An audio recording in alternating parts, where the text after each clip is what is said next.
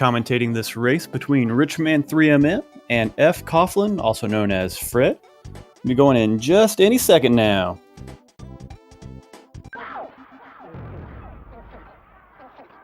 And they're off. So to give you a little bit of a background, Boogie Percent is a partial run category, part of the full glitchless category.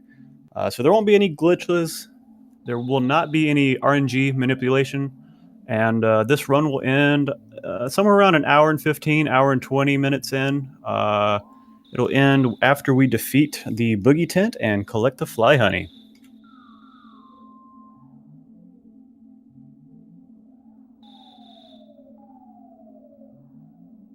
While we've got a second here, I'll pull up their PBs in this category.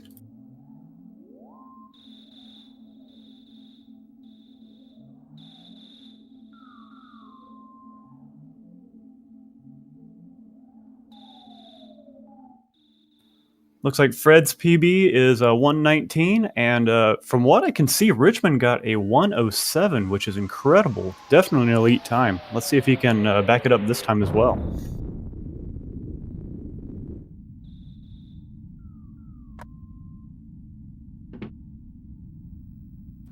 First thing they're going to do is they're going to go into Tracy's room and grab this present. It's a cracked bat. It gives them 4 extra offense.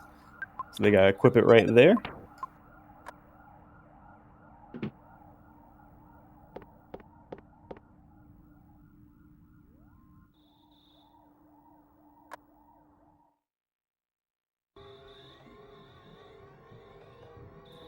At this point, in the speed run, you have options. You can talk to all these police officers, do a few other things.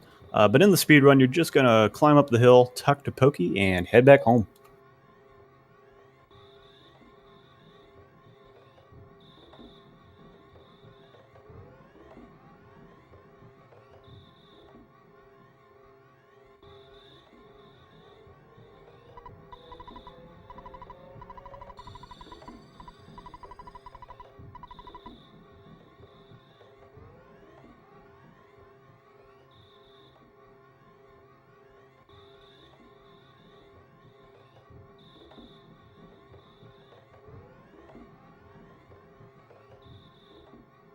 We gotta say, I'll give a shout out to a few of the guys in the chat: Airfram, Pink Panther, Skateman, Big Fat B-Net. How you guys doing this morning? How's everyone doing?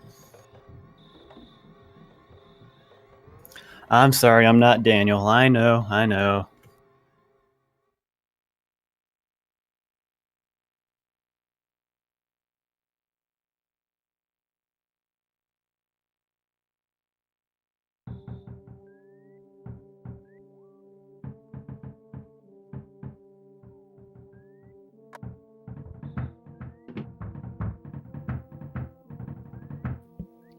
So after Ness goes back to bed, there's a knock at the door.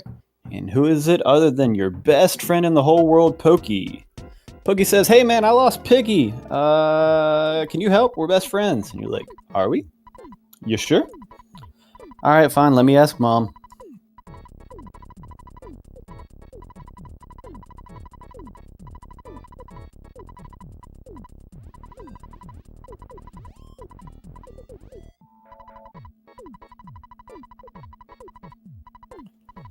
Once Ness comes back down in his normal clothes and we head out the door, we're going to be facing our first enemies of the game. There are 3 different types. The dog is probably the one they would want to choose if they got in one. The dog gives you an instant level up. It's the least vicious of the 3 in my opinion, and that one comes straight at you, makes a beeline towards you, and when it aggroes you. There's also a crow. The crow is probably the least preferred of the 3. It does swooping motions, but it has very high speed and will peck at you for very high damage. There's also a snake, which only moves a few frames after your movement, so you could also stutter step those. We'll see what options we got here and what they do. Excellent. Both players knowing that the terrain is there for their use and making good use of it.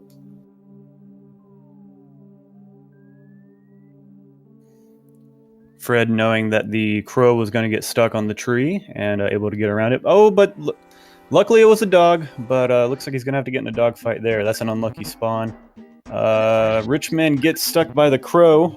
I think the dog would have been the better option there, but I think he just panicked, and so now they're both in a fight, which is a time loss, but they're both going to be able to get level 3 after the first boss fight, which will help them very much later on.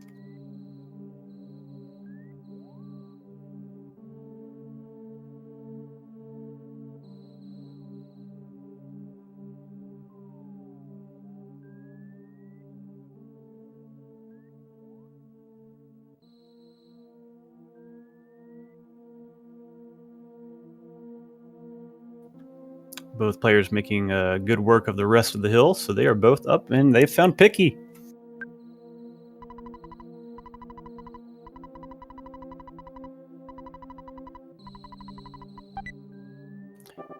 At this point in time, I think I have a co-commentator. Vanny, you there?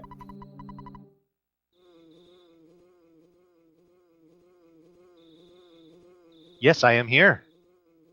What's up, Vanny? How you doing today? Not too bad.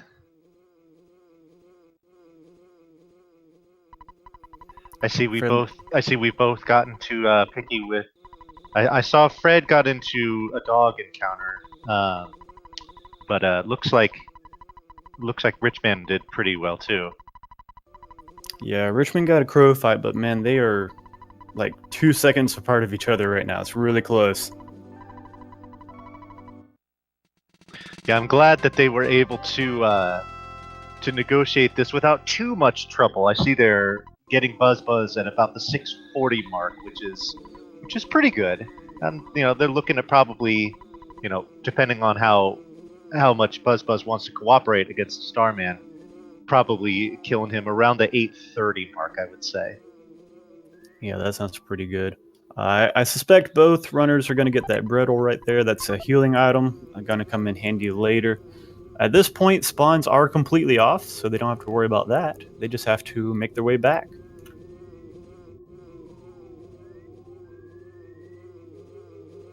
Yeah, and for those who are not familiar with this encounter that they're about to get in now, it's basically scripted, but there is a chance of having the fight be delayed due to how much damage Buzz is going to do. He's going to do about like 95% of the damage during this fight, so he can do anywhere. I've seen him do as low as the 20s to as much as over 100 there for Fred. So yeah, it can be done as quickly as 2 cycles. So Fred's well on his way. Looks like Richmond got about 70. Starman's got 200 HP, and like Vanny was saying, you're hoping that Buzz charges forward for at least 100 each time, making it 2 hits. 3 hits is probably more average. Looks like Fred got 2 turns, though. That's really good.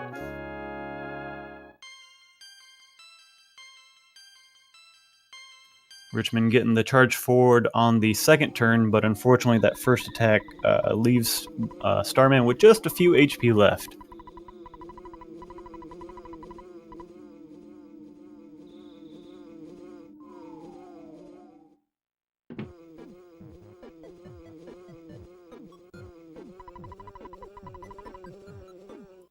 Pokey and Picky getting their rash punishment from their father.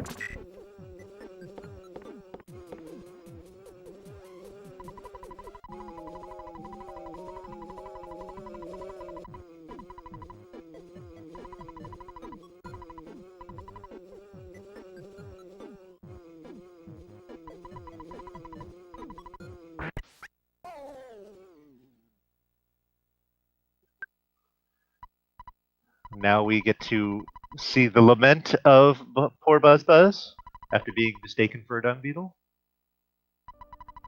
Yeah, with his last dying breath, he gives you a novel, all about the rest of this game and how it's going to work. Now, one common mistake that I see a lot of beginners make here is they just mash A through this, which is fine for the first question that he asks you here, not so much for the second, because if you say yes there, he basically starts over his whole explanation, and it can be an infinite loop if you're spaced out and you're not paying attention.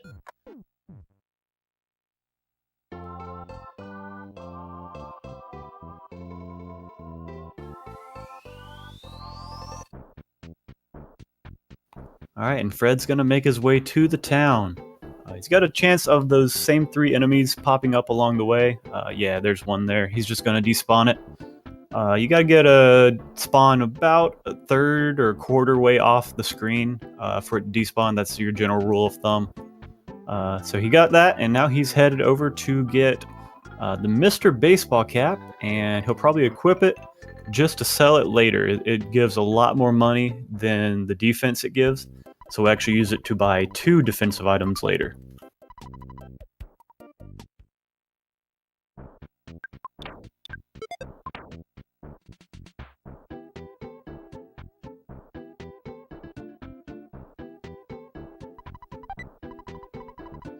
Richman clearly understands how those crows work, and you saw just kind of drifting over aimlessly into the tree and not threatening him. So good for Richman to move right by him.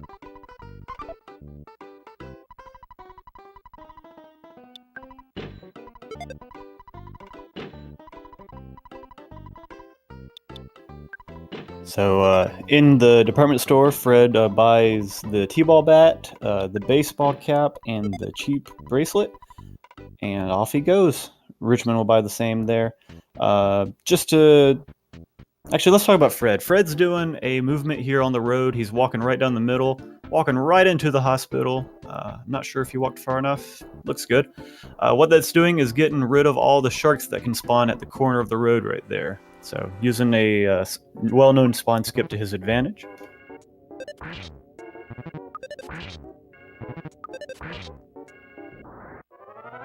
That was a pretty good pogo pump fight. Just one charge forward.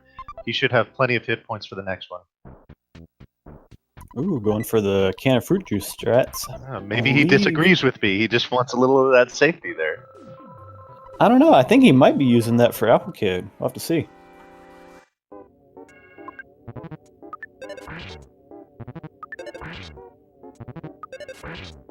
Oh my god, and a perfect second Pogo Punk fight. Didn't do any damage to him.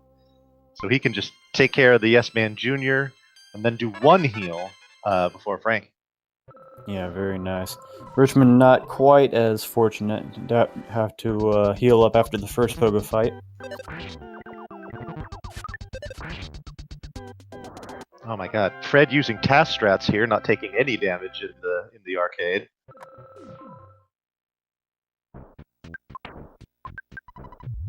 Yeah, and there you go. He's using the bread roll there, so I'm thinking you're right. He will save that can of fruit juice to get to Applegate. Yeah.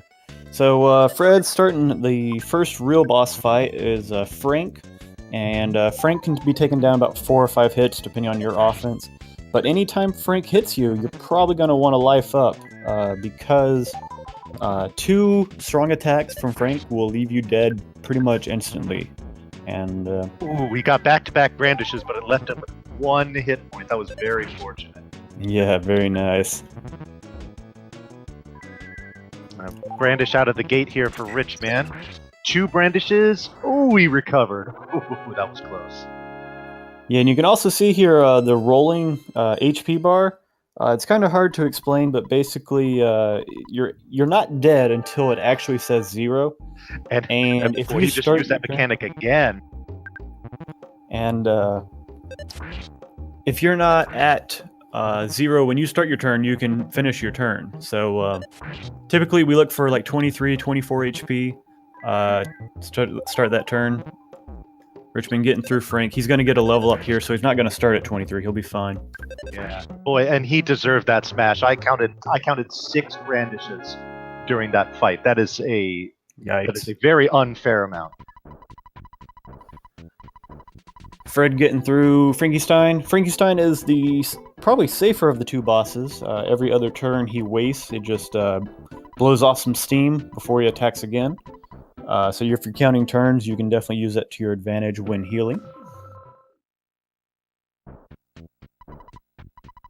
And after you defeat Frankenstein, Frank becomes your friend, so you can get a full heal from him. Alrighty, Richman done with Frankenstein. Both of them doing it sub 15, which is pretty good pace to start out, especially in a race setting. Yeah, that's solid. That's solid for both runners.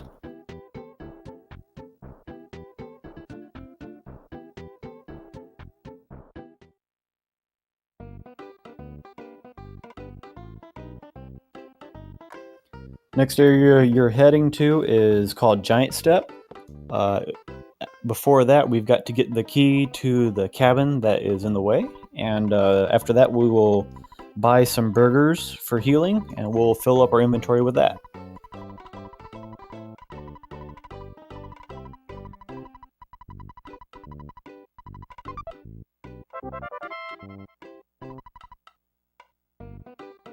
While I got a minute, I was just checking the schedule. Vanny, I see you've got a race tonight, man. I certainly do. I will be racing Ron Timney at 11 o'clock Eastern time. Yeah, and that's going to be on Speed Gaming too, so you guys make sure to check that out.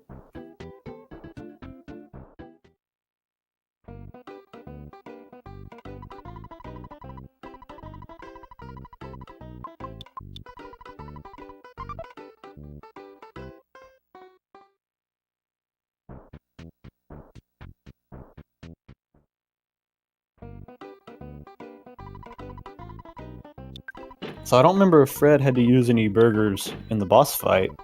If not, he only has to buy 5 here. Don't recall seeing him do any, so I think he. Well, Yeah, and he still gets the oops, which I do very often myself. So it can be forgiven. Just and real quick, while we're just kind of watching him walk, for those that are not familiar with who I keep referring to as Fred, who you see here as fcoughlin, he's quite an accomplished member of the speedrunning community. A couple things. First of all, he's the driving force and pretty much the main contributor to the Zelda 1 randomizer as far as the development of it. And also, he is also a world-class Final Fantasy IV speedrunner. He has one of the best times in the no credit work category there. And then on top of that, earlier this year we had what we called our My City of Mayhem tournament, which was a Paladin percent race, just like this kind of format. He actually beat me along the way to getting 3rd place in that tournament. So so like I said, he's very much a part of the speedrun community in other ways besides Earthbound. Yeah, wow, I didn't know that. I focus way too much on just Earthbound, so congrats, Fred, on all your accomplishments there. Unfortunately, I'm not familiar with Richman. I'd love to give a nice little robust background, color to his situation, but I'm not familiar with him. Yeah, I couldn't give him a background, but I did give a little shout out. I see that a time was posted, or at least verified today, that he got a 107 boogie percent time, which is like top 10. Wow, that is outstanding. So this and I mean, just knowing kind of the pedigree that Fred has when it comes to speedrunning, I'm anticipating that this is going to be a really good matchup then. I'm seeing in the comments we missed a bomb drop. I think that was on Fred's side. That is a 1 in 128 chance, and that will make Titanic Ant much safer. Still not in the green yet, but it should be a lot better now.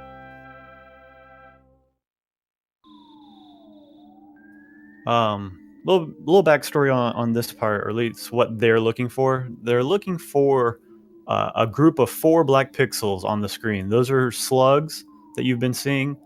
They're looking for 22 in this area. That will give them level 8, and that'll give them the first Rockin' ability, which is an attack all enemy power.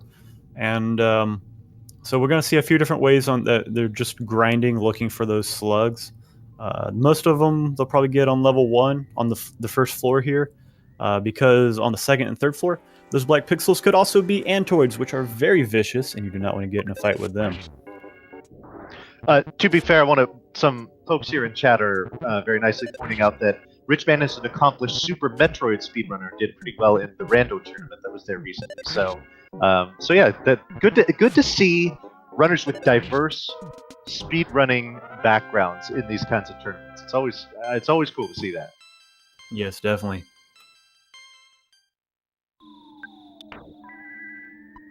So I think Fred's at 12 slugs now, and I believe Richmond's at 8. I'm not entirely sure on that. Looks like Richmond's going to pull 2 more right here. You know, and I just in watching the races so far in this tournament, this slug grind here to me, it seems like it's the great equalizer. Where if the slugs just aren't spawning for you, there's very little you can do about it. You can be on a great pace coming in here, and then walk out feeling a little defeated because you've lost so much time to a bad grind. Oh yeah, definitely. I split at Frankenstein kill and I split at ant kill. I've had anywhere from 8 to like 12, 13 minutes, no deaths, just all due to slug grind. The variance here could be pretty ridiculous.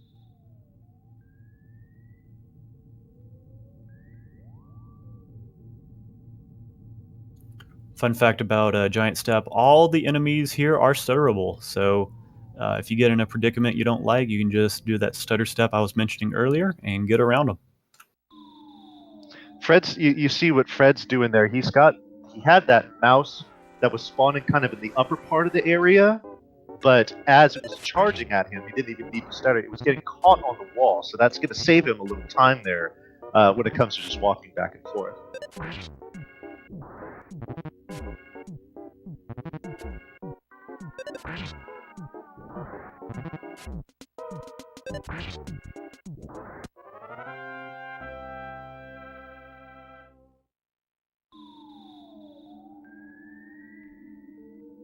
Oh no, I do believe that's an ant for Richmond.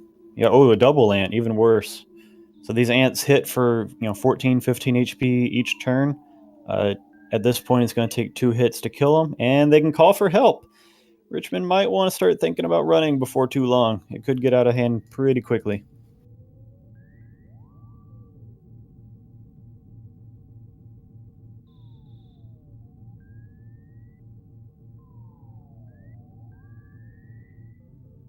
Yeah, and his opportunities to run. Oh boy, another one coming now. Yeah, the longer the fight drags on, the more likely a run attempt is going to be successful. So this has been going on for quite a bit. I'm starting to wonder if maybe just running at this point would be the best plan. Yeah, interesting little mechanic on the run. For this point with Ness and these ants, your first chance to run is like a 10%, but after that it increases 10% every turn. So he's pretty much at 100% chance now if he were to just try and run. Well, he got through it. So, yeah, now he's level 8. All right, well, level that's 8 one offense, way to get there. Offense up by 7. That's a huge offense up, and that I'm fairly certain is going to give him the offense he's looking for. I bet he'll check anyway, but I could be wrong. Oh, getting in an unfortunate mouse fight. The mice have an incredible amount of guts, which means they have an incredible chance to smash you for about 14. There's one right there. Fred getting into one as well. Getting a red swirl at that, too.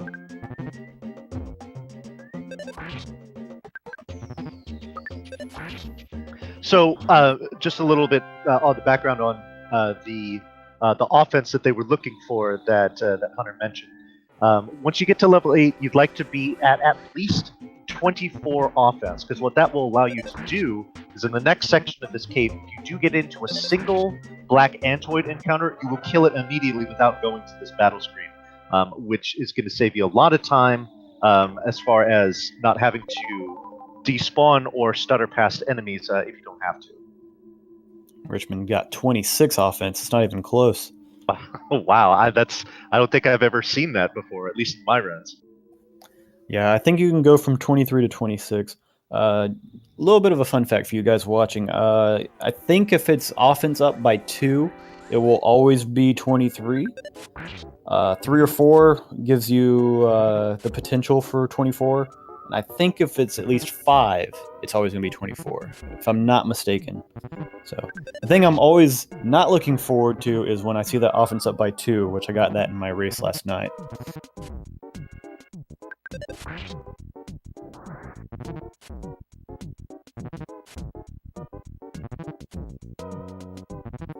Fred getting in his 6-pack, so he will get a level 8 after this.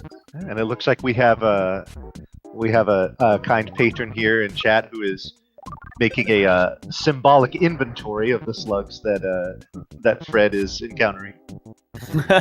Appreciate it. All right, You were Richmond. doing a great service. Yeah, Richmond's going to start the Titanic Ant fight. Arguably the most RNG heavy and most scary boss of Boogie Percent. And you start off with 2 Rockins if you can. Looks like he'll be able to. And oh, he bashed. I think that was just an overmash. Yeah, boy, a biting attack missed, and then a biting attack did 42. So I guess it all evens out. Ooh, he's going for a... Yeah, he's probably going to have to burger right here just because of his hit points. That would have been mortal damage. The burger saved him. Yeah, good choice of going for another burger right here. And it looks like Fred is now through his slug grind and just collecting butterflies. And he's about to make his way to Titanic Ant. I didn't see if he checked his offense, but it looks like it's Elite 24 because I saw him just kill that Antoid. Yeah, that's good. Yeah, Ant, he's got 235 HP. He's got weak attacks that hit for about 20, strong to hit for over 40, and he can also smash for about 60.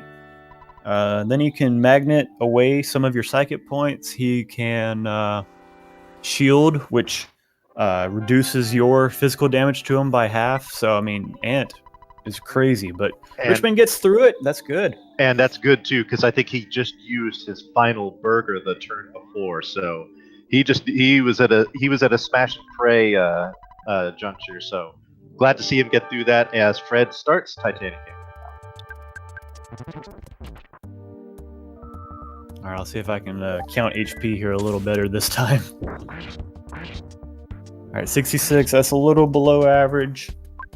Not terrible, though. There's that smash we were talking about. 60 damage. Fred, pretty smart there to use that life up because you want to use that while you have the chance. Oh, 81. That's better. Because the magnet can rob you of that opportunity. So, good way to save a burger. Good thing you used it there. I forgot Fred had that bomb. Yeah, defense down is pretty much an empty turn, as is magnet at this point. So those are definitely the things that you want to see Titanic Ant do when you're in this situation. I think even at half damage, I think it's about 2 more hits, and then Ant will be down for Fred. There he goes. Excellent. Both runners getting through Ant with no deaths. That's good. We do races all the time in addition to the Super Series. And usually multiple people will say, died to Ant. It's a very common phrase in our community.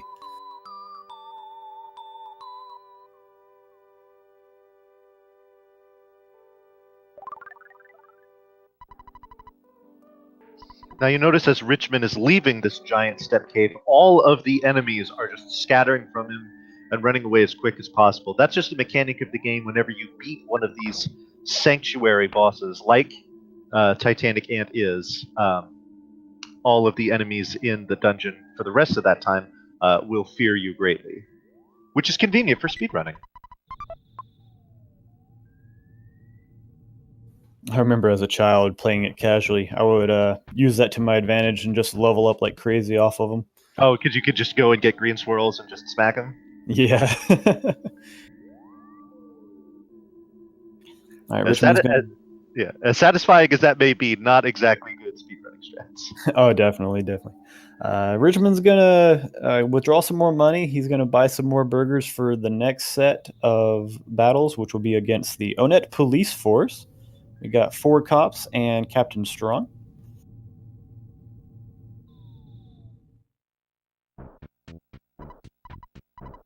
You know, and because Richmond, like I've mentioned before, used his very last burger.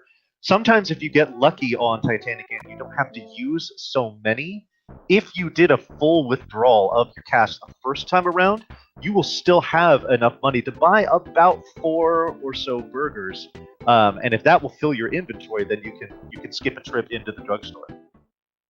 Looks like Fred's gonna do that. He's got enough to get a few extra right here. It looks like he'll be buying 3. That's all he can afford at this moment. Or he's only going to buy 2. Never mind. Oh, he must have an exact number in his mind. that he's going to be happy with. Far be it for me to question Fred's strategy. All right, so Rich is going to be the first to start the cop fights. They have about 75 HP each, so it should take about 3 bashes or 1 smash to get rid of them.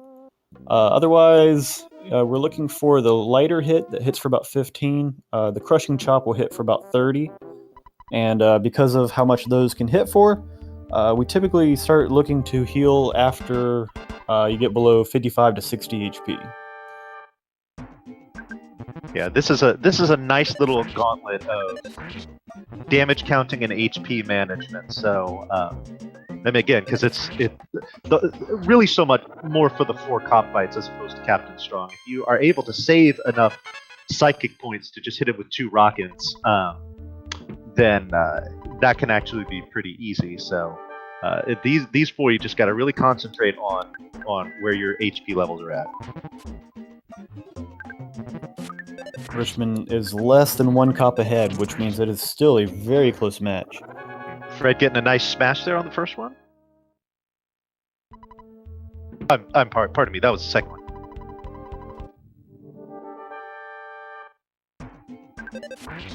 Ooh, unfortunate smash against Richman, but looks like he's going to be able to recover. Yeah.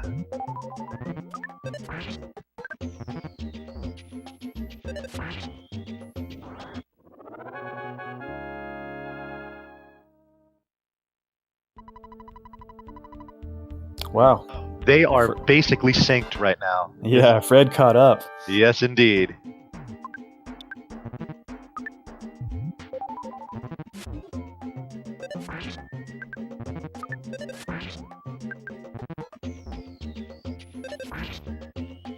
Yeah, I see somebody here in chat mentioning saving to do the double rocket only to have them miss. Well, at least you planned properly. Sometimes things can go sideways out of your control. Yeah. Fred is now in the lead by a few seconds, so the gap has officially disappeared. Yeah, Fred's gonna heal up and use 2 rockets here. Captain Strong's got 140 HP, so 81, that's more than half. We're looking for 59 left. And that'll do it for him. Looks like a 3240 Strong. Yep. And Richmond doing the same? 3246, about 6 seconds, roughly. Ooh, okay. Here's a race for you folks.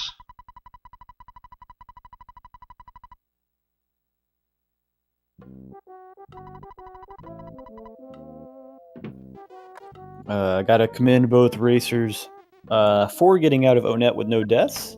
That's excellent. And giving us a good show, being 6 seconds apart. But then we're not too far away from what I think is another great equalizer in this run, and that's the walk through Peaceful Rest Valley. You can get I've done it before where I've had to do 0 despawns. I've had other times where I've died to it multiple times. So there's quite a bit of variance that's going to be coming up here. Fred not wanting to mess with that mushroom. Their aggro range is very short, but you don't want to test that too much because if you get if they spread their spores on you, that could be ooh. And Fred just barely dodging those ants. That was very deftly done. But yeah, if you do get if you do feel a little strange from those mushrooms, that can be a horrible waste of time. I think it's getting even closer. I think Richmond made up like 3 seconds in that area.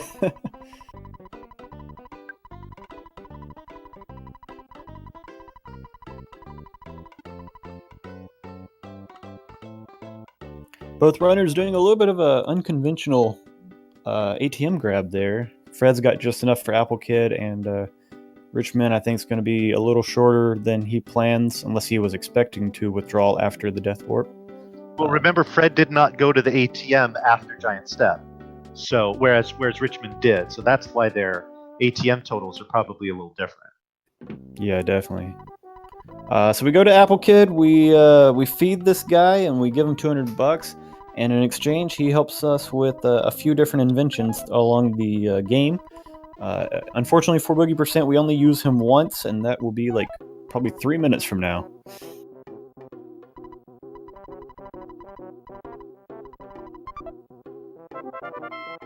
Oh yes, and the talking mouse that gives you the cell phone.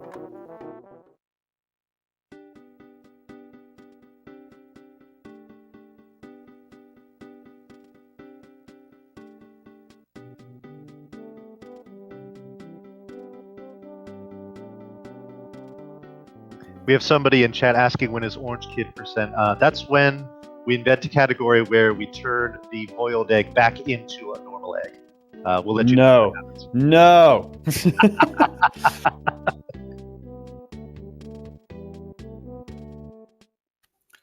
Richmond getting a butterfly there. Butterflies heal 20 psychic points. So, with the cop and strong fight, we are out. So we'll be looking for 2 butterflies to get all of our psychic points back. Luckily, along this route, Richmond finding one here in the connector cave to Peaceful Rest Valley. That's an interesting spot to get one. So Richmond's found us too. Yeah. Most often you get them. There's a spawn point in Peaceful Rest Valley where they almost always spawn. So you can get one there, and you usually happen to get another one along the way. So typically it takes care of itself, but if you can get them early just to make sure, then that never hurts. Both Richmond and Fred are making their way back. If you saw on Richmond's side, there was a strange silver object. It was a pencil. And so that has set the next trigger that once we come back out of this cave, Apple Kid will call and say, "Hey, man, I got something that erases pencils. You know anyone that would need it?" And you're like, "I know just the place."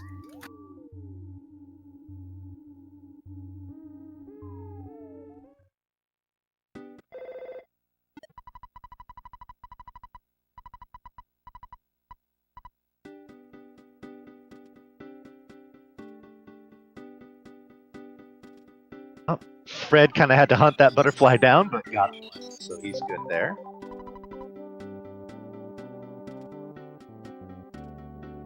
Oh, getting a little bit unlucky on Fred's side with those mushroom spawns. Richmond getting another butterfly, so I believe he's set now. Yeah, I actually think that one was an extra one. I thought he was set already, unless he life upped late or something. I didn't see it. Now he's extra set. Yeah. Can I roll these over to next month? Yeah. Yeah, can I just save this for like after Carpenter?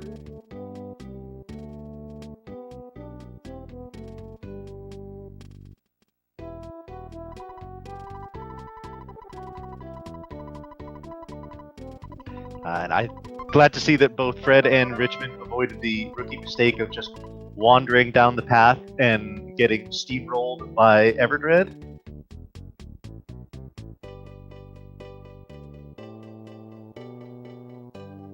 Got a question in chat why Fred didn't get the second butterfly. I didn't see the scenario where it was, but it could be that the butterfly got out of Fred's way. And yeah, it was kind of off the beaten path, and like I said before, there's the almost certain spawn point in the back end of Peaceful Rest Valley, and I'm guessing that's what Fred is going to be banking on. Yeah, those are pretty much right in your way. Yeah, I've actually had a problem where I've already been full on psychic points, and that butterfly will actually get in my way. Like I'm actually trying to avoid it because I don't need it, and I don't want it to waste my time.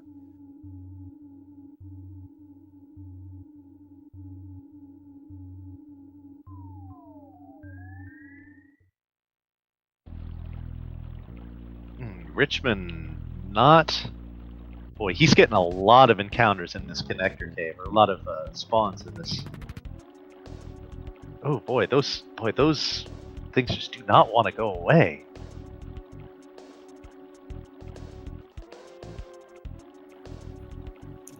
Random UFO up on the part that you can't get to. Oh, and Richmond gets saved by the tree there. Yeah, if you saw, those UFOs move just like crows. there. Okay, so there's another. There's the other butterfly for Fred. So now he's set. He erased the pencil sub 40, so he's on a pretty good pace. And Richmond is about to erase it about what? About the 40-10 mark. 40-15. So he's looking pretty good too. About 20 seconds separating them right now. But again, here comes the PRV walk. Yeah, this place is known for pincers you can't get out of. So both these players look like they are taking it nice and slow, making sure they know the area in front of them before they actually walk that way. So Richmond trying to avoid the notorious sticking point here. Ooh, oh no. Yeah. Red swirl with 2 UFOs. This could be trouble. UFO's got a lot of speed compared to you. Your rockin' is based on speed, so it may miss. I hope it doesn't. Excellent, okay, good. excellent. Got out of it with 13 hit points, no less. As Fred is now through PRV, so that really was not any trouble for him. So, oh, and he gets to boot the snoot here. Step on snack. That was step on snack. Yes. So yeah. So now Fred has another pitch. Oh boy, Richmond having a pretty rough PRV here. Fred with a considerable lead at this point.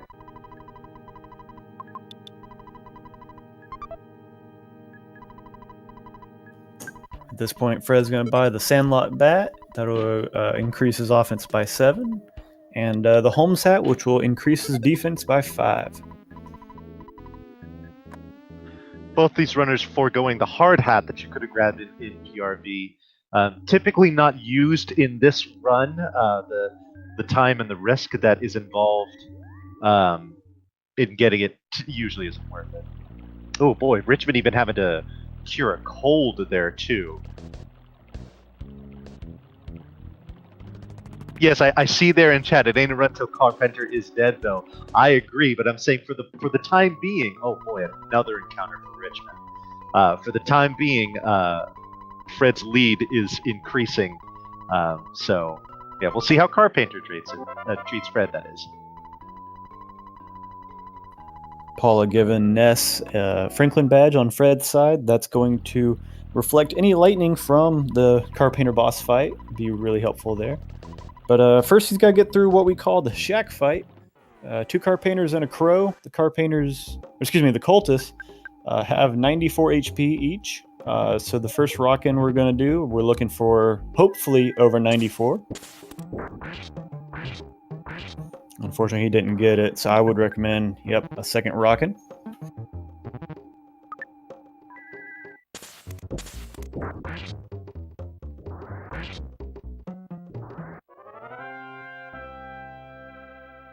Fred getting through that fight without too much issue. Got a cookie. Don't know if he's going to hang on to that, try some crazy strats, or if he's just going to eat it now. Yeah, I was going to say, someone asked if it's possible to kill Carpenter without the badge. Getting the badge I believe is an event trigger in order for you to battle Carpenter. So I don't think there's actually an answer to that question. Yeah, if you try to fight Carpenter without the badge, that lightning he does in the overworld, it actually sends you away. It actually teleports you. Fred getting the Janet block at the house.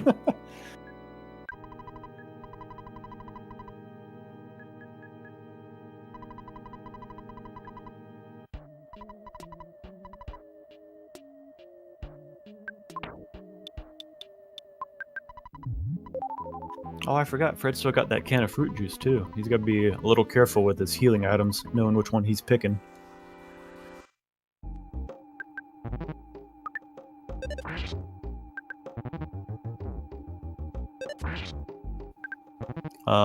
Rich, what you doing? Okay, good. Got it. Oh, well, yeah, so bad fortune with the call for help there by the cultist. Good fortune for the smash right in his face. So Fred able to get through that without too much to worry about. Yeah. Rich almost called Dad and saved his game, which actually you wouldn't want to do here because the department store save we're going to use for a death warp, and calling there would have really messed that up. So Oh luckily he boy, didn't. boy, just to keep going with all of the bad spawns, that's 3 in a row now where he's tried to get through this cave, and there have been cultists in his way. So he's had to despawn them. Carpainter now for Fred. Getting a lightning right off the bat, so that's going to do more damage than this life up will recover. So he's 119 on the rocket. That's solid. Fred That's having a great Carpainter fight so far. Lightning misses there, but I don't think that's a problem. Now he's got to heal. Ooh, I don't like the life up though. That's gonna heal him to full. Oh. Well, at least it didn't rip his run. 2 more lightning misses, and now he's done. So, not having full hit points certainly is nice here because that it makes the death warp easier the less hit points that you have. But yes, we're getting lots of clutch and Doritos and pizza and pears and stuff here in chat. But that was indeed clutch. He did suffer mortal damage, but as you can see, did not die. All right, Rich starting the shack fight. Again, we're looking for 94 HP, hoping... Oh, there's 3 cultists now.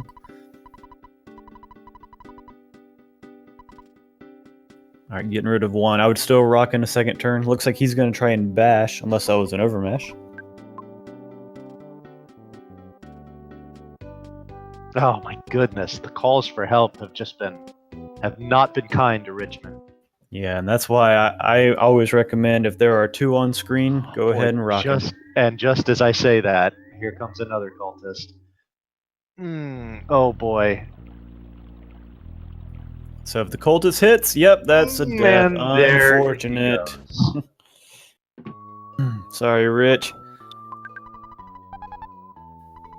Fred using the key that Carpainter gave him to get Paula out. At this point, I suspect he will drop the Holmes hat, the cheap bracelet, and Paula's teddy bear, all those being defensive items. And with the death warp, we don't want them anymore. Yeah, the death there for Richmond is especially punishing in this place because he's got to go all the way through PRB again, which is, as you saw before, is not a quick thing to do, especially if you get pinched in by enemies.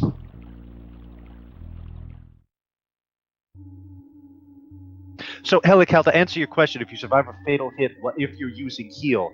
If you begin the actual using of the healing item before your rolling counter gets to 0, then yes, you will survive, and you will go there. In that case, Richmond, I believe, had like 9 HP. Typically, especially if you're going to get attacked first, you need to have at least 23 HP. So he was not in range there. So now we see Fred. He's doing the death warp here. Paula dies first. That's actually unfortunate because if the mole feels a little strange, he could waste a lot of time here. Whereas if Paula is attacking, her bashes will only do 1 damage, so it's not going to kill the mole, but it will snap him out of that feeling strange status. But no matter for Fred, even with all of those hit points, he got through that death warp extremely quickly. So he is just rolling here. Yeah, for sure. Someone asking what's the estimated time. Yeah, it can depend. I think Fred is on a sub 115 pace if everything continues to go well. Rich, unfortunately, with that death, that's probably going to cost him 4 or 5 minutes if I had to guess. So he's a little behind at this point, but that's okay. Yeah, I would say, everything goes okay. Fred is well below sub 1, well below 115 for this run.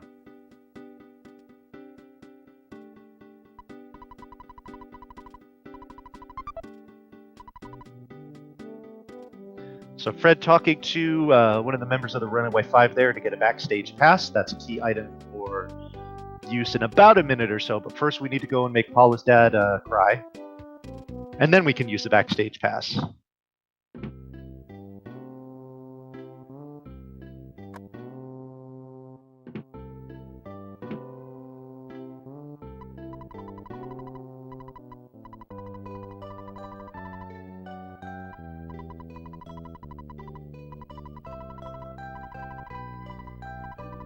All right, Rich makes it back through PRV the second time.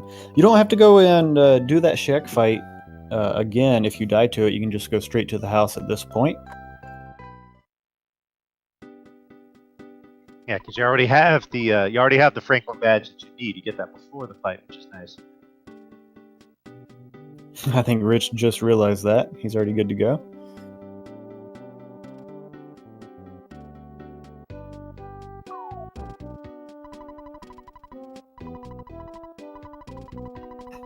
Richmond took a peek at his inventory and decided to go get this croissant here. So, don't know if he was concerned about having what he needed for carpenter or what.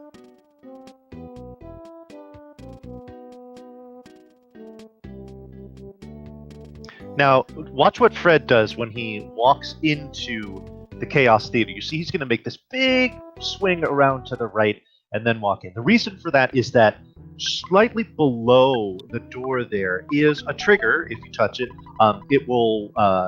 you'll get a photo opportunity, which wastes, I want to say, somewhere in the neighborhood of about 20 seconds. So walking around that avoids that trigger so that you can save time. Yeah, we'll gladly take the 1 second time loss in and out to not get a almost 20-second photo. That seems like a pretty fair trade to me. Yeah. All right, Fred's gonna get a little bit of an input break here with the Runaway Five, giving us a good time to watch Rich handle the car painter fight. I don't think we got to say it before. Car painter is a scripted fight, so you always know what turn. If you know what turn he's on, you know what he's going to do, and you can kind of plan accordingly. So let's see if that goes to his advantage.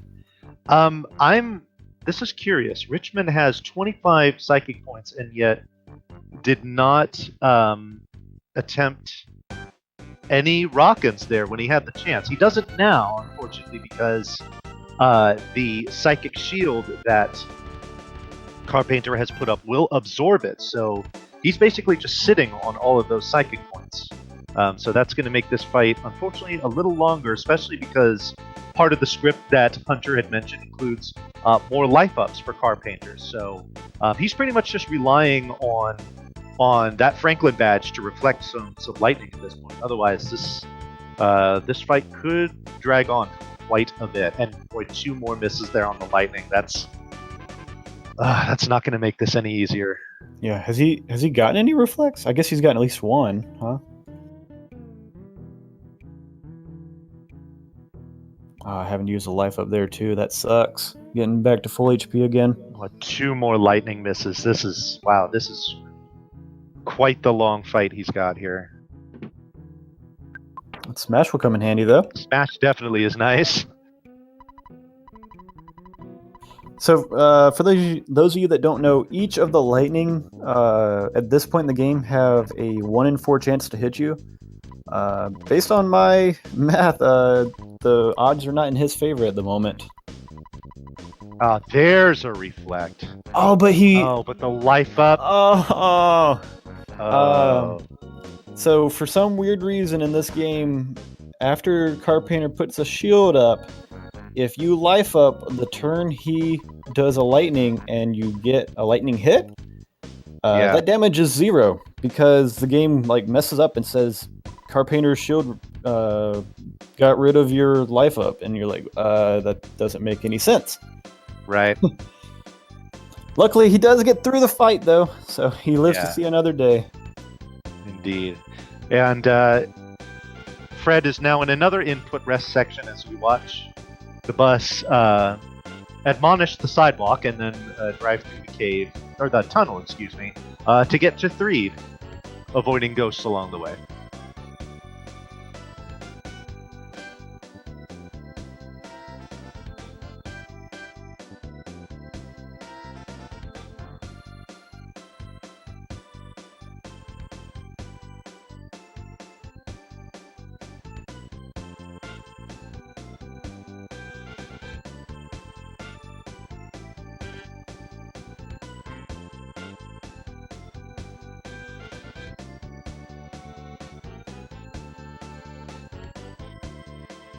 Yeah, Pidge brings up a good point that we do get some pretty rockin' music while we're waiting for that bus to arrive at its next point. So, Yeah. good call there.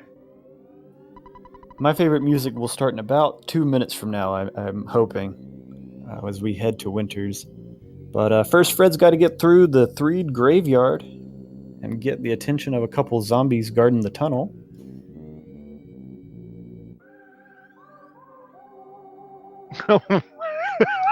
Well, you're welcome, Pidge. I'm glad I was able to. Hopefully, that was nice to hear. Oh, Fred getting what's in not a nice is this encounter here. Oh, Paul is dead immediately, so I was gonna say he should be using freeze on these flies. Looks like he's gonna be able to work it anyway.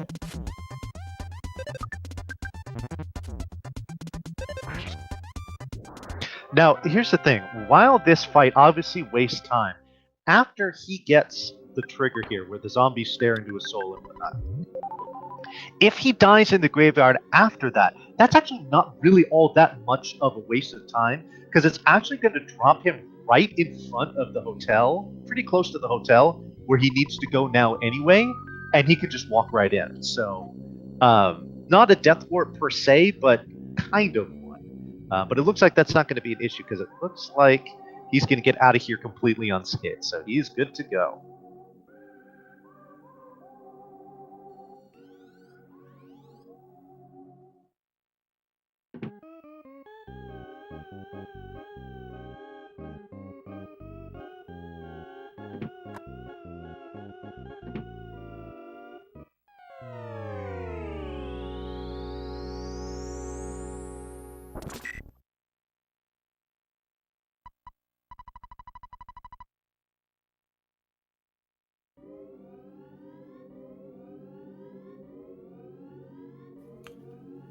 So Ness and Paula get thrown into the dungeon, and Paula's going to call out to our good friend Jeff in Winters, and he's going to come save us. And as any speedrunner of Earthbound will tell you, Jeff is indeed our good friend. I was going to ask Vanny, where are you on that subject? Okay, so I don't know how far I wanted to get into this, but I like I was mentioning before with Fred, I speedrun Final Fantasy IV myself, and there's a notable character in there. His name's Tella, who is extremely useful in boss fights when it comes to one-shotting a lot of things. But he can also miss on certain spells that can be critical. So for that reason, he's widely hated among the community. I feel like Jeff is kind of the same way, where especially in this category, he uses the big bottle rocket on the tent, which does 90% of the damage to it, but just because he can miss with protoplasms and whatnot, and obviously other things he can do throughout the run, he's pretty well hated too. So I feel like he gets a bad rap. That's just I will totally accept that answer. Basically, like you're saying, I'm a Jeff fanboy. Reason being is my argument is if you're kind to Jeff, I think he will do better for you. Obviously, that doesn't make any sense in the actual RNG of the game, but I like to believe that my friendship to Jeff makes him more useful for my runs. I feel like maybe it goes beyond RNG, and it's more just kind of like a cosmic karma thing, where just it has nothing to do with the video game. Ooh, Fred getting rid of the broken spray can. That's a pretty recent strat. Only saves about a second or two, but makes your menuing inputs a little easier. Saves a few seconds later on in the game. So you don't need it in the Boogie % run. You do need it in a full glitchless, so you don't always drop it in these runs. Fred using the bad key machine Maxwell gave him, getting a Holmes hat and a pop gun, and he'll equip both before he heads out.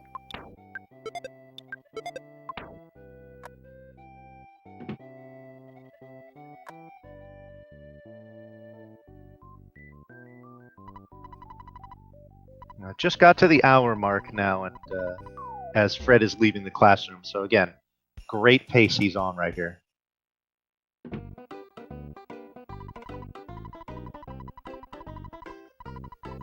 So Fred's got to get this bubble gum and give it to this monkey because we need Bubble Monkey for a few things throughout the winter sequence. We really wish we didn't though, because Bubble Monkey is a pain. He'll stop as you go right there. Boom, getting in the way. He's part of your party, so he can cause fights by his stopping and going. Yeah, Bubble Monkey is quite the liability. Right there. Right Boom. there. Right on cue.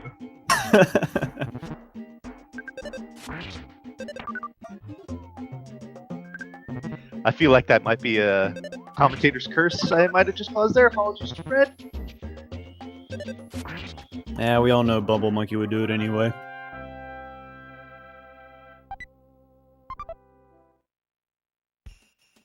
Yeah, I while I agree with you, I feel like I just needed to do a little CYA there in case anybody was really going to come down on me for it. Not that it really matters at this point. I think Fred has this race pretty well in hand, but still don't like to curse anyone, especially my friends.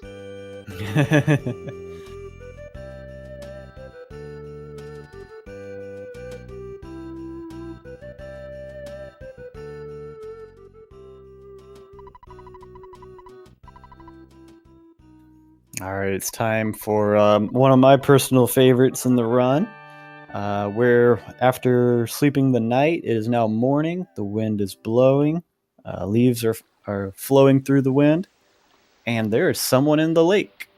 Oh yes. Fred trying to go in front of the tent there. You saw him loop behind the tent to avoid the photo trigger that's in front of it. But I'll shut up now because it is time for everyone's favorite purple lake monster, Tessie. Oh, good. Rich is in a cutscene as well, so we can enjoy the music.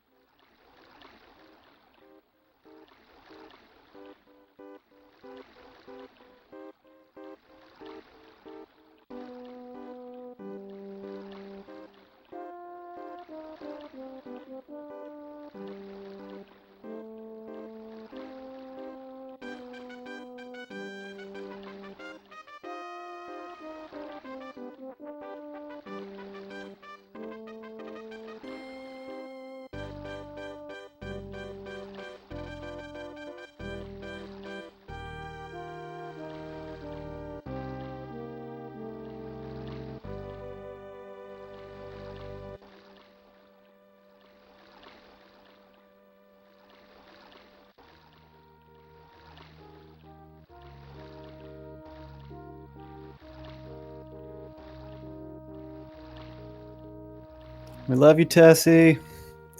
All right, so Rich is going to start his graveyard sequence. In the meantime, Fred is going. So he did a spawn skip right there. That's why he walked so far left. Yeah. He's going to start possibly the hardest random enemy in the game, which is a protoplasm. Protos can kill you in 3 turns if they so choose. They can call for help, and it can get spiraling out of control very quickly if they so desire. Richman just sailed through that first part of the graveyard there. He was good.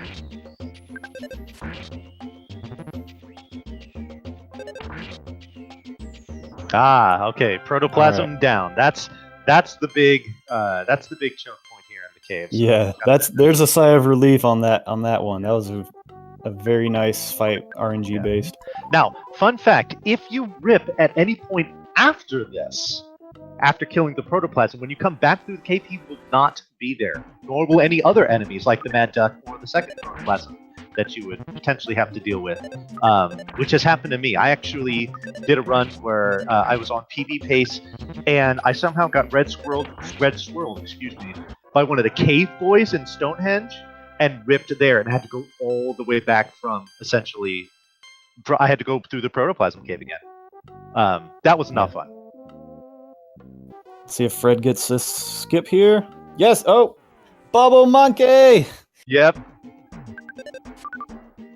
So if you saw their when presence aggro, they aggro from the spot they saw you at that instant. And then so that second move back towards Jeff was present's second move, and Bubble Monkey was in the way. Bubble Monkey, why? Bubble Monkey, please. Still getting through it with no deaths. That's very good though. So, like Vanny said, if he were to die anywhere else, that whole area will be free now, so you don't have to worry about that. The other nice thing about the second protoplasm is because you gained a couple of levels in between the first and the second ones that you fight. The second fight is remarkably safer than the first. So getting that encounter really is just a waste of time. It's not really any danger, unless you just happen to be really low on hit points and you've exhausted all your healing supplies. Fred's now in the Pond Cave, which is the last dungeon of this category. After he gets out of Pond Cave, we'll head back to Threed and kill Boogie Tent. In this first room, all the enemies are setterable. If you get in one single slug fight, it'll be an instant win. But it's a very narrow corridor, so he may just choose to despawn the whole area. Looks like that's what he did for room 1. Yeah. Do the Rooms first room. Yeah, rooms 2 and 3, there are mushrooms, which are not setterable, so you got to keep that in mind as well. Yeah. You have a pretty short aggro radius, so he's going to try and sneak around it. Ooh, well done, Fred. Yeah. And 2 rooms down. Now, yep. And this third room can be a pain because they spawn right there, and you've got nowhere to despawn other than through the door. So depending on how RNG is, you could be here a while. Yeah, and then not to mention the mushrooms that can spawn at the top of this room, which can waste a considerable amount of your time as well. Yeah, Fred definitely having a really good pond cave though so far. There's one spot left, but even if it's pretty bad, I think it'll still be an above average pond cave for him. Grabbing that bottle rocket there just for safety against Boogie Tent. He will most likely need to use it. So he's looking for either no mushrooms or mushrooms, yeah, like that, which will get stuck right there on the cliff, showing it off perfectly. I feel like he delayed. Exactly, I was just going to say that. I feel like he delayed there at the top of the room just to be like, nah, you can't get me. Bubble Monkey sees his girl, and we are done with him. So, sayonara. Okay, now Fred, don't do what I did. Do not encounter any cave boys. There we go. Well done.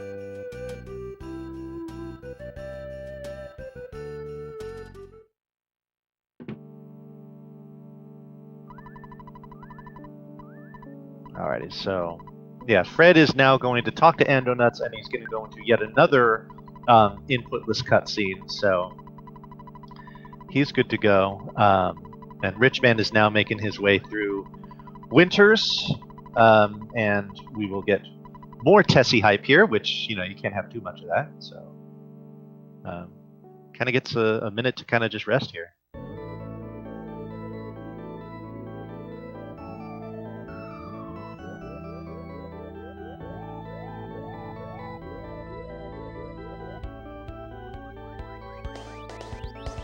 Through the Skyrunner sequence, you'll see a few other cities, Forside, the desert. We won't get to see them in this category, but in a full glitchless run, you would definitely see, and probably see them a little more than you want to, honestly.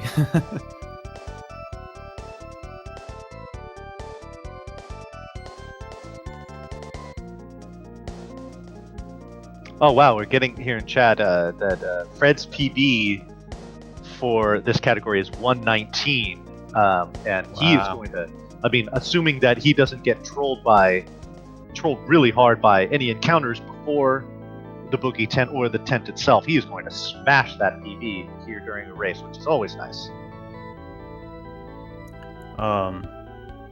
Yeah, if all goes well, it looks like it should be like a 113, so that would be a 6-minute PB for Fred. Meanwhile, Richman getting the Tessie.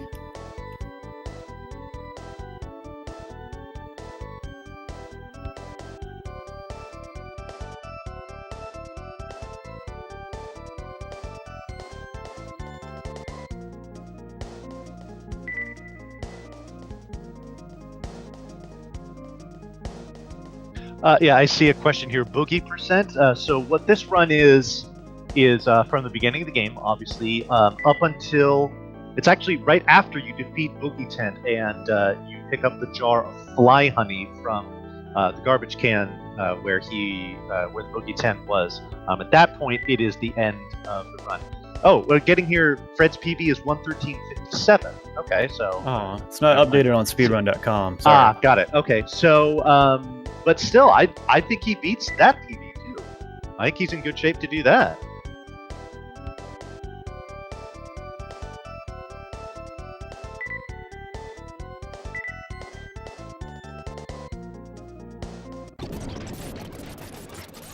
Now we get to see Richman take his shot at the Proto Cave.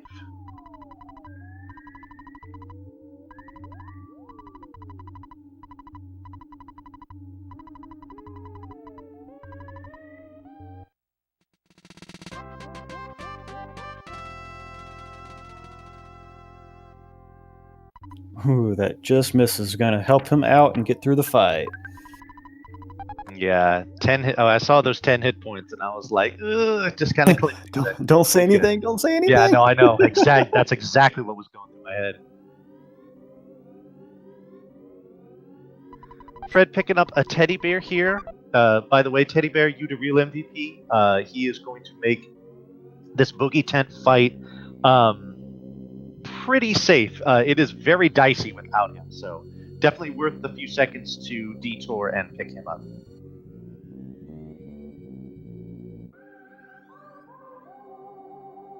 All right, Fred on to the Boogie Tent cleanly.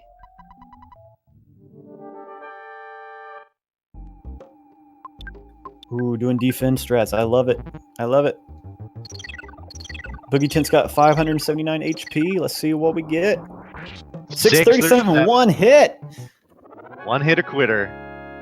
This is definitely going to be a PB for Fred, so GG. Yeah, GG Fred. That's solid. That's going to be a low 113, low to mid 113. So that's excellent. He's going to win the race. Meanwhile, Richman getting through the last proto fight and making his way to Pond Cave.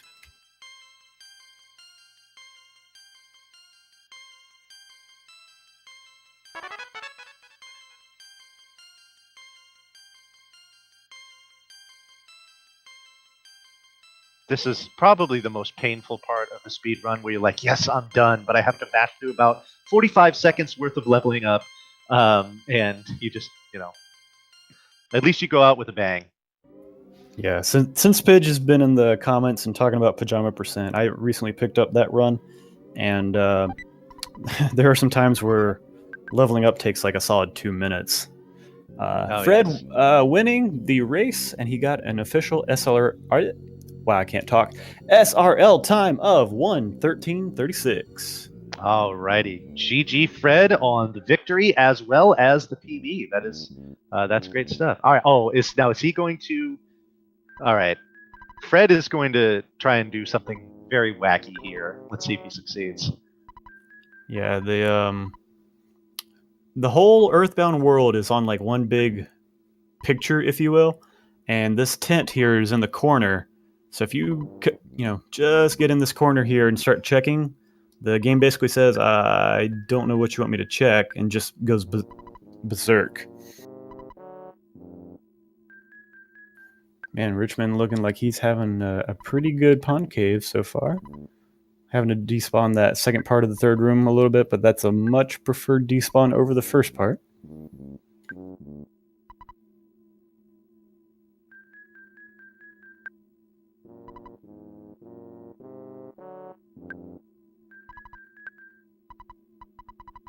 Ah, there you go, Fred. Here there it you comes. Go.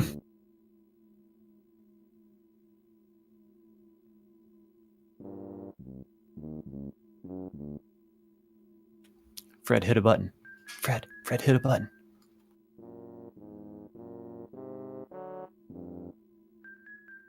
I don't think he's locked already. Fred is just crazy teasing if he is. Fred's just teasing us right here.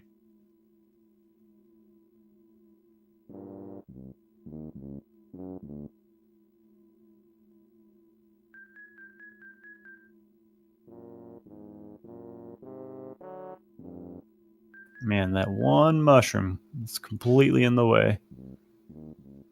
Nope, can't have any on the left.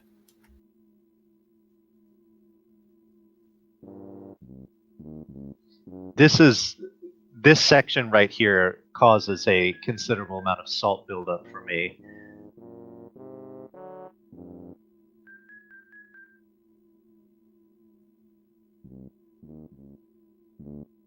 Especially if I'm having a good pond cave up until that point, and I'm just getting trolled by mushrooms. I don't handle it all that well. Yeah, I hear you. All right, so Richmond is through. He will talk to Ananuts and then get in the Skyrunner.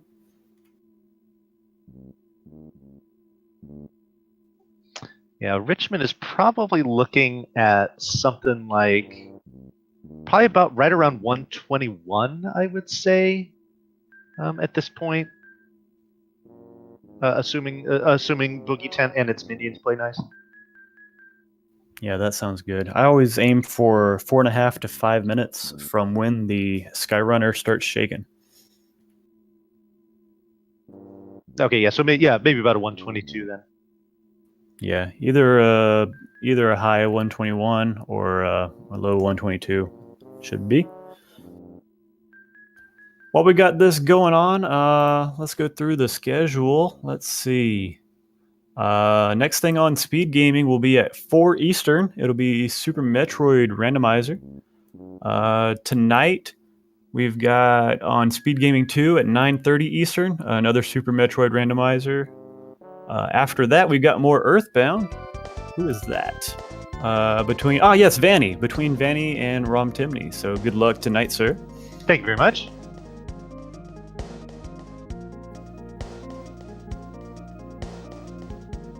If you're interested in some other Boogie Percent runs tonight, let's see what we got. We also got BR Stallings and Andy Lancaster.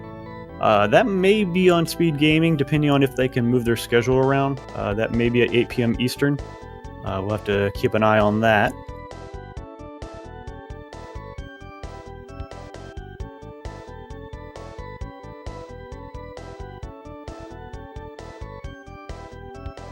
Otherwise, I'd like to take a second to say make sure to follow these runners if you enjoyed Earthbound and enjoyed their runs. And also, thanks to fcoughlin and Speed Gaming for restreaming this. It's always awesome to get to see it together on the big screen, so it's greatly appreciated. Yes, indeed. And very, very cool to be on this channel. Yeah, for sure. Skyrunner's going to make 2 laps around Threed and then crash in that center graveyard we just passed. So 1 more lap.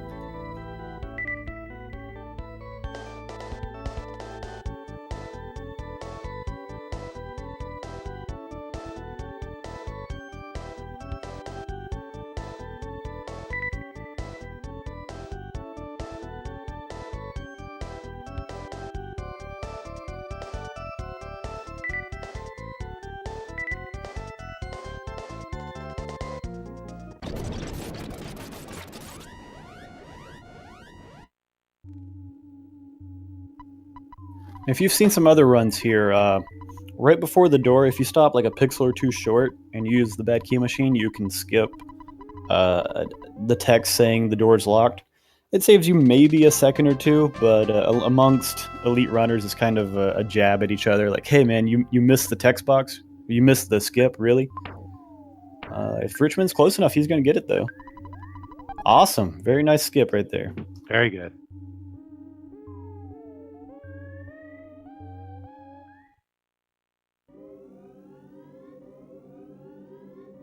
But I tried to get that skip too. I usually try to approach the door from the top side. I found that's very helpful for me. Yeah, I've seen top, left, and bottom. There's actually one in ONET too, and unfortunately, I missed the one in ONET. I was like 1 pixel left, and I was too far away in Threed, so I didn't make it look too good last night on my run.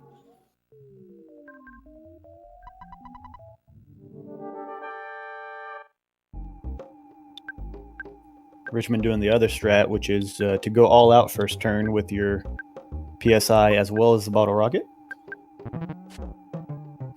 Good. Tent hitting the bear. That's what you want. Ooh, a 300. 304. This is going to be a little longer. That's where the freeze can come in handy, where it can, if it has a chance to solidify the boogie tent, so that. Oh no! And Jeff taking the rip, and rocket what? misses. Oh boy, time to pray. Yeah. I mean, yeah, he doesn't have enough for another freeze. Time to pray. I think a prayer is needed. Oh man. Well, what else is he gonna do? Bash with Paula? I mean, it's not gonna do you any good. Yeah, I think Tent has like less than 100 HP left, if I'm mathing correctly. He took about 100 damage from that last. Oh no. So we get to talk about prayer mechanics now. Yes. The prayer has a bunch of different things it can do. It can give you a few HP. It can make you cry. It can give you a few psychic points. It can attack the enemy. It can revive Jeff. So we got a few different options here. So either we're looking for a few extra psychic points for Ness. Oh, that's not good. That could pretty much do it. All right, auto fight. Yeah, he's panicking. he's lost. Yeah. At this point, we would want to auto fight and just hope for a smash at some point. 87 damage there is not a good start to the recovery. And ooh, gut save. Hey. There it is. Wow, Tent. That's the first Tent death of the tournament that I've seen. I think there's maybe a few others. I don't recall seeing another one. Richman saying in the comments he doesn't know what to do. Let's see. So first thing I would do is go to the hotel and get out some money, and depending on how much you have, revive Jeff first, maybe Paula second. Get some bottle rockets, possibly save at the, or excuse me, not save, but sleep at the hotel. It all depends on how much money you got. I'm not sure.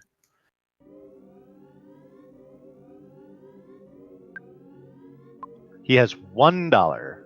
Yeah, we'll go to the ATM and get some more.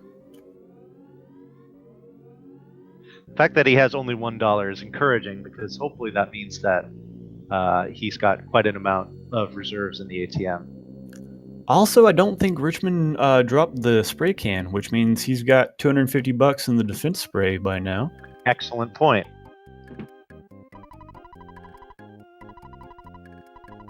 $255. That can revive both. I don't recall how much bottle rockets cost. Bottle rockets are cheap. They're $29 each.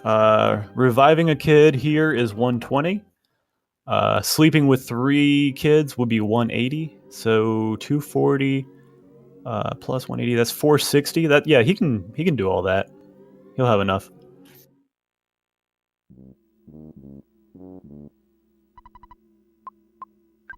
Okay, reviving Jeff first. I agree with that.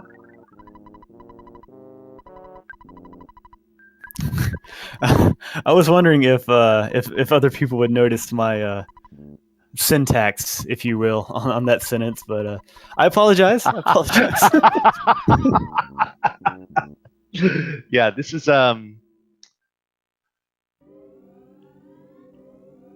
yeah, I'm not sure if that's what the this speed run is about. Oh, okay. Oh, here we go. Let's see if he sells. Go in here, defense spray. Perfect. Yeah, so he can buy his, 3, I think, maybe even 4. He didn't use the one he had from last time, so he's got 1 already in reserve. Just keep $180 on you.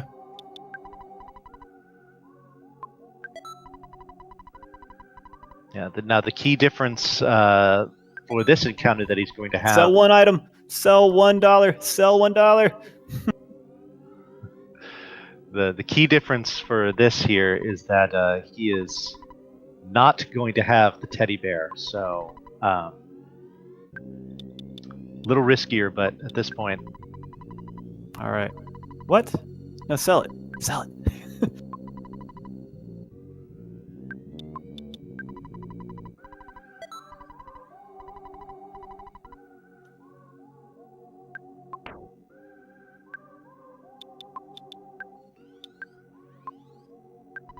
All right, so we got 4 bottle rockets. So as long as Ness and Jeff survive a few turns, this should do fine.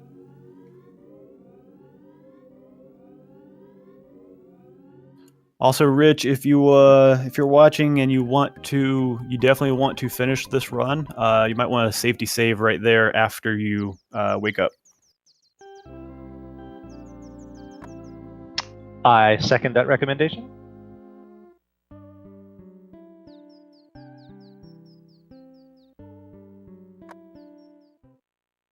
Or really safety save anywhere. There's a few options here.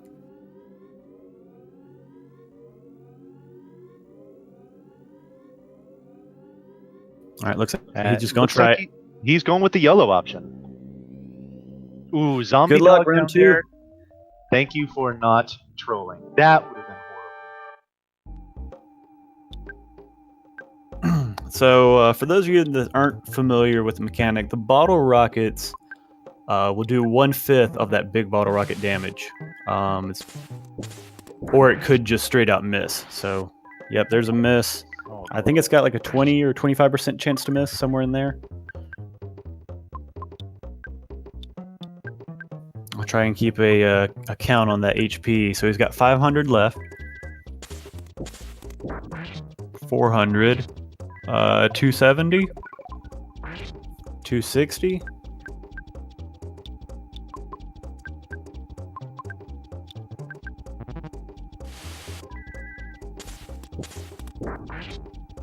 140, maybe 150, somewhere in there.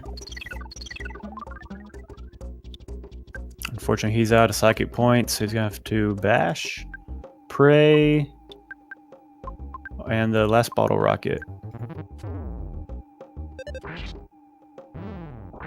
Oh boy. So I think he's got like 20 HP left, so or maybe even less. Let's see what happens. Oh, missing doesn't help.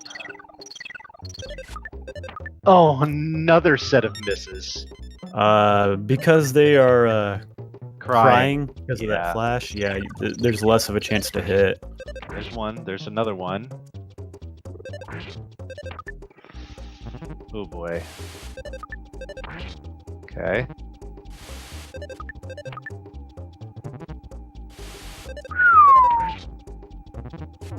Oh, there Sorry, goes Jeff. Jeff.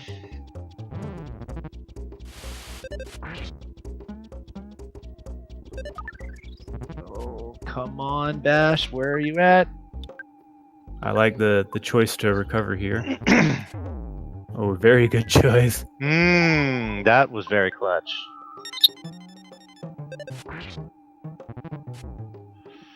Okay. Oh, now he's feeling strange.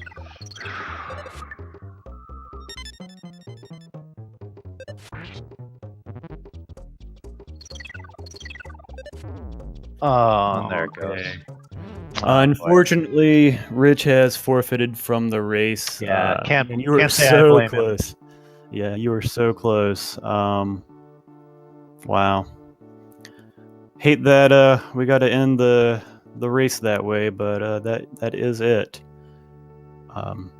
Rich, man, you you had every bit of RNG not fall your way, from what I saw. Yeah, and props to you for persevering there, and not just as soon as one thing went wrong after Fred had taken a considerable lead, or even won, that you just coughed up. That you tried to fight Boogie not once but twice. So we always like to see people try and finish it out, but unfortunately, yeah, like he said, RNG just was not on your side, unfortunately. Yeah, and because Rich didn't save there, he actually couldn't have really gone on from that point. He wouldn't have had enough money to do everything he needed to do. But yeah, GG to Fred on that one. I do believe that's going to do it for us here. Make sure to check out the schedule and see the rest of what Speed Gaming has to offer. And Vanny, I do appreciate the commentary. Well, I appreciate you allowing me in. I had a lot of fun. Hopefully I get to do this again soon. Yes, sir. GG to both racers. Make sure to give them a follow if you enjoyed the race. And again, thanks to Fiesel and Spade Gaming for having us. All right, I think that'll do it for us here. Take care, everyone. Have a good rest of the day.